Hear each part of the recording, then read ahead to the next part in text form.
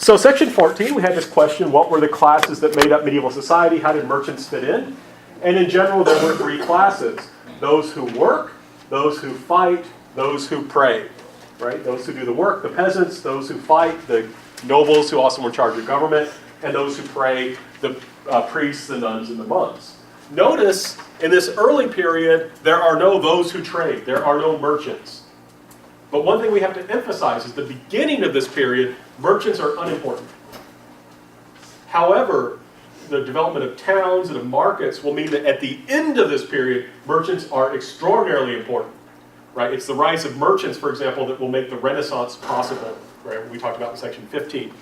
So merchants, not important in the beginning, it's just those who work, those who fight, and those who pray. But by the end of things, merchants are very important. Why did Pope Urban II call the First Crusade? Why did Christian nobles respond? Right? So why does he call the crusade? Well, the first reason is because the Byzantine emperor asked for help. Muslim forces were invading the Byzantine Empire. And according to just war theory, right, Augustine's theory of war, you should intervene to help people who are being invaded. And it didn't hurt that the Byzantine Empire was a Christian empire. They weren't Catholics like the Pope, they were Orthodox, but they were still Christians. And the Pope hoped that if he did help them, maybe they would accept his authority. Right? He said, I'll help you, it's the right thing to do, your fellow Christians, and this might make it easier for you to accept my authority, and you'll accept me as Pope.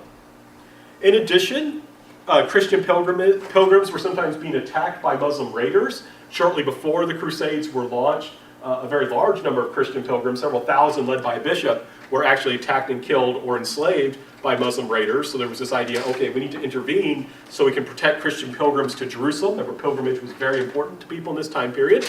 And also, there was just this kind of basic idea, why is it that Muslims are in charge of the Holy Land? Right? This used to be Christian territory. It was ruled by the Roman Empire, a Christian empire, and then Muslims took it over. We need to retake this place. Right? We need to retake it to give back the land where Jesus lived and died and came back to life. That was kind of the idea. And also, the Pope thought, you know what, Christian nobles are killing each other. Let's get them someone else to kill. Right? Let's send them out, let them work off that energy in a more constructive way from his perspective. Right? So let the Christian nobles kill non-Christians rather than each other. Now, it's one thing to call a crusade. People aren't necessarily going to listen. But they did listen, right? The crusades were very popular. A lot of knights were willing to respond and go on crusade. And a lot of this had to do with the fact that the crusade resolved a problem they had. Remember, they were people who made a living through violence. And they were Christians and were taught that you're not really supposed to use violence that much. Violence isn't really a good thing. Jesus himself, when he was crucified, did not respond with violence, but accepted it without resistance. So Christian knights were told, you know, it's kind of a bad thing that you guys fight, but it's your job. But now, through the crusade, they're suddenly being told, it's a good thing to go fight. Right? Going to fight to retake the Holy Land, this is a good cause. And rather than it may be endangering your soul, this is going to benefit you. If you die trying to do this, you will go to heaven. So they're not interested in money. You're not going to get rich by going to the Holy Land. It's not a wealthy place at this time. You're going to respond because of faith. Right? This idea that this can help, that this is fighting for something that's good, and if you die, you'll just go to heaven anyway. What values did St. Francis represent? What did he develop that is still here today? So one thing we have to remember was Francis lived at a time when there was a lot of problems in the Catholic Church. And he responded by trying to renew it, by trying to reform it, and to a large degree was successful, which is why you're not going to have a Protestant Reformation for several hundred more years. So he was fairly successful at this. He did this in part by trying to present a Christ-like love and acceptance for other people and embracing the idea of living in poverty. Right? Remember that video clip we watched? Right? The old man approached Francis and wanted to join his community. Remember, the old man was basically useless. Not only could he not work, he couldn't even pray properly. And it was clear that he wasn't going to really be able to contribute anything to the community, but Francis welcomed him in anyway. And also did his brothers, right? All these other people who were followers of Francis also welcomed this man. And remember, these were people who had very little food to eat. They lived in a little church, but they were willing to share what they had. Right? So Francis was trying to show that even that you should embrace poverty and have this kind of Christ-like love for other people, especially if they couldn't do anything for you. right? That was kind of the values that he displays. And then what does he do that we still have today? Well, one thing, remember, Christians wanted to go to pilgrimage to Jerusalem, but only relatively wealthy people could do that, right? Your average everyday person could just not afford to go to Jerusalem. Or even if they could afford to, it was far away, it was hard to get there. So Francis, and the idea of going to Jerusalem was so that you could walk the path that Jesus walked when he was crucified, so you could visit those holy places. So Francis wanted to allow pilgrims to take a spiritual pilgrimage, so that instead of having to go all the way to Jerusalem, they could just go to their church. So Francis had installed, and you can still see these in Catholic and actually many Anglican churches today, you'll see on the walls these plaques that show a different part of the suffering of Jesus. And you would go along and follow these plaques and pray at each one, thinking about what Jesus suffered in each different plaque. And those are things that were designed by Francis that 800 years today, or 800 years later, you'll still find in churches.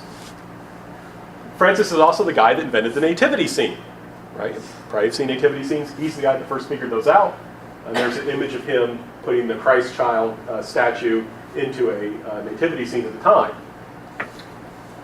What are the characteristics of the rise of towns? Well, one thing that happened, and this is why merchants became more and more important later. In the early part of the Middle Ages, most of the farming was subsistence. They were only growing enough food to survive. They weren't able to grow a whole bunch of food. However, as time went on, they were able to develop new farming techniques that would allow them to grow more and more food. So they had surplus food that they could sell in a market. Markets are often based in towns. So as they grew more and more people purchased food, the markets got bigger. As markets get bigger, trade grows. As trade grows, so do towns. Right? So these towns are getting bigger and bigger through trade. In addition, economic development demands labor. Right? As a town develops, as there's more and more people coming there to trade, you need people to help to take care of that trade, to engage in the trade, but also to support the merchants. Right? If you're going to have a town with lots of merchants, you need someone to feed them. You need hotels for them. You need to hire people to work in their shops, things like that. In addition, because this economic development demands labor, there's lots of good jobs in the town. So serfs, people who are farmers working the fields, look at the towns and say, wow, working in a town would be much better than being a serf. Right? Remember, serfs are like halfway between free and slaves. Right? They're tied to the land. They're not supposed to leave. But because the towns are demanding labor and offering pretty good jobs, a lot of serfs will run away. They'll leave the fields for the towns, even though it's illegal for them to do so. At the time, there was a kind of law/custom that if you lived in a town for a year and a day, you became free. So if I'm a serf and I run away, hide in a town for a year and a day, after that time is up, they can't make me be a serf again. I'm now a free man. And of course, the townspeople want to protect me because they want my labor. In addition, towns will enjoy a great deal of political and economic freedom as long as they pay taxes. The local king or local noble, he's mostly interested in war. Right? They're mostly interested in fighting. If towns are willing to pay taxes, great. I don't have to worry about taking care of the town. The town takes care of itself. They pay me money. I can use those for my wars. And since the towns were allowed to have a lot of freedom, they were able to develop more. They were able to follow policies that would help them become even wealthier. And governments began to learn that, you know what? If we let these towns have freedom, they become wealthy and they pay more taxes. Well, that's a good deal, right? I let them kind of do their own thing and they give me more money. So this will be kind of a basis for growing economic freedom in Europe. Now, what were the characteristics of the universities? Why were they so important? What role did Thomas Aquinas play? Well, as towns got richer, as towns got more and more money, they wanted to show off their pride in their town. So they did two things. They would either build a fancy cathedral or they would build a university. Right? The universities, which start becoming established in Europe in the early 12th century, these focus on theology. They're religious institutions primarily. But they also teach law. You need law for administrators. Law is a good thing. Right? When we have clear laws, we know what we should do and we know how to resolve conflict. So laws are good things. And they also taught medicine. And the goal of this was to train administrators for the state and priests for the church. Right? That was a big, important part of what these universities did. These degrees that they gave were recognized all throughout Europe. And if you were to get a doctorate, which is a term we still use today, you could become a professor and go teach it anywhere in Europe. And this was possible because all the classes were taught in Latin. where they weren't taught in the language, the local language, they were taught in the church language, Latin. And that was kind of inconvenient in one sense, because it meant you were learning, imagine having to take all your classes in French, unless you're French, right? That'd be kind of difficult. But the idea then is that this allowed for a community of scholars, people from Poland, from Lithuania, from Norway, from Germany, from England. They could all come together in one room and still talk to and understand each other. Right? This served as a way of unifying these people and helping them exchange ideas. Now, what's very important about these universities is they serve as the foundation of the scientific revolution because of their acceptance of reason. We're not to modern science yet, right? That's going to happen later. We've got to wait till the 17th century to start having that happen. But you can't have science if you reject reason and logic, right? You have to have reason if you're going to have a scientific revolution.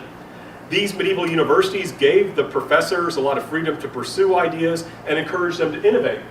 Remember I said merchants are not important at the beginning of the Middle Ages, but they become increasingly important later on. So that means you need to figure out how to have good laws, how to have good morals when you have a society that's changing from being primarily agricultural to one that's more and more commercial. That's one thing universities are supposed to do, how to figure out new good laws and how to deal with these changes. An example I gave you was this guy, St. Thomas Aquinas. Right? He is going to adopt Aristotle, this Greek philosopher. And it's kind of interesting, right? Aquinas is a Catholic Christian. He believes there's only one God. But he accepts this pagan philosopher because he's very practical, and this pagan guy has a lot of good things to say. He's really smart, and he's really good at helping us use our reason. Remember, Aristotle tried to use reason to understand everything and anything. So Aquinas will defend reason, and he will use the Bible and Aristotle to defend property rights. Right? There was this question: as the towns and things are becoming wealthier, right? Who owns what, and who should get the profits? And what if the king just wants to come in and take all your profits? Well, that's wrong. Well, why is it wrong? Because the Bible says this, and reason says this. So Aquinas is going to defend property rights, and property rights are very important if you want to have a capitalist revolution later on. He will even criticize the abuse of royal power. He will go so far as to even say, if you have a really bad king, you can get rid of him. Okay, so 13 medieval developments laid the foundation for the rise of the Europe. My apologies, should be Europe. So remember, in this time period, Europe is comparatively weak. The really powerful advanced civilizations are either in China or Islamic civilization. But the foundation is being laid for Europe to later on rise, right? For example, faith and reason do not contradict. The universities are teaching that reason is a good thing. That will make them serve as the foundation for the scientific revolution. As I talk about History 122, the kind of class that follows this one. The scientific revolution is one reason why Europe becomes so powerful. There also is being established a foundation for economic freedom. In Europe, because they defend property rights, people are rewarded for working hard. Right? Imagine if you worked hard and someone just took all your money. Well, why would you work hard? But by defending property rights, they protect people's property so people are willing to work hard. So this is going to eventually lead to capitalism later. As we saw, we had the beginnings of political freedom. So increasingly in Europe, we're not quite there yet, but the foundations are there, and this will increase over time. People will have the freedom to work, to keep the fruits of their labor, and are going to be rewarded for developing new ideas. And this will lead to Europe to strength, will lead Europe to be stronger in the future. What problem did the Little Ice Age cause? That should be problems. What was the Black Death? How did it affect Europe? So the Little Ice Age was global cooling, right? We talk about global warming. In this time period, we had a different problem, global cooling. Things were getting too cold. The problem is when things get too cold, you have a shorter growing season. Crops don't have as long to grow. If crops don't have as long to grow, you get less food. So they had less food, so they had famine. People were not getting enough food to eat.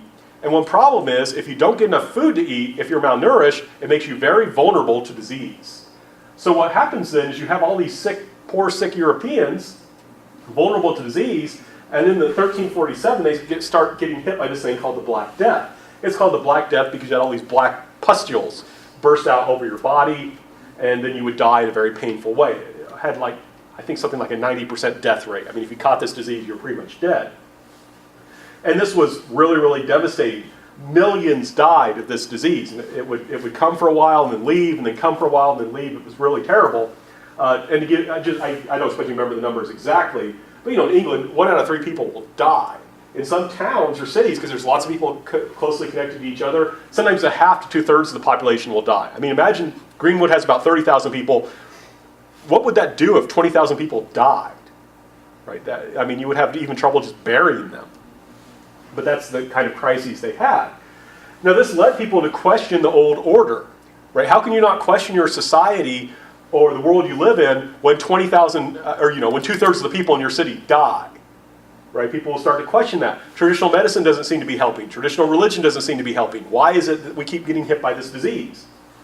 One big thing that will change is that, if you have all these people die, that means the price of labor is going to go up, right? Because the supply of labor went down.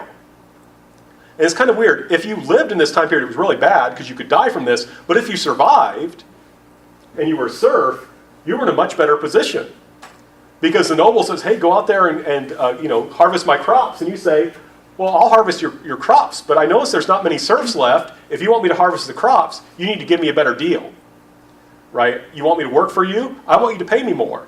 Or better yet, I want you to let me go free.